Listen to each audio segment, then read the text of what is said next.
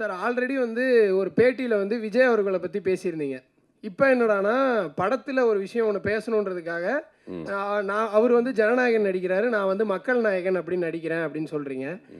அப்படி விஜய் அவர்களை நீங்கள் எப்படி பார்க்குறீங்க? இல்லை அவருக்கு ஏதாவது போட்டியாக வரணுமா? இல்லை சார் அவருக்கு போட்டியாலாம் நான்லாம் வர முடியுமா சார்? அவர் மிகச்சிறந்த நடிகர், மாற்று கருத்தே கிடையாது.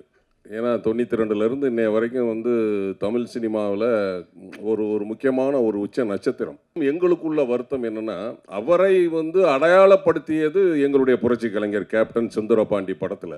செந்தூரபாண்டியில் வாய்ப்பு கொடுத்ததுக்கப்புறம் தான் பட்டி தொட்டியெல்லாம் விஜய் சார் வந்து தெரிஞ்சார். எங்களுக்குள்ள ஒரு ஏக்கம், அது ஒவ்வொருடைய கேப்டனுடைய ரசிகர்களுக்கும் தொண்டர்களுக்கும் உள்ள ஏக்கம் என்னென்னா, தலைவர் அவர்கள் உடல்நிலை சரியில்லாத போது வந்து பார்க்கலே அப்படிங்கிற வருத்தம் தான் எங்களுக்குலாம். மற்றபடி விஜய் சாரை வந்து நம்ம அண்டர் எஸ்டிமேட்டே பண்ண முடியாது. ஏன்னு கேட்டிங்கன்னா, இன்றைக்கி ஒரு ரசிகர் கூட்டத்தையே வச்சுக்கிட்டு இருக்கிறார் அவர்.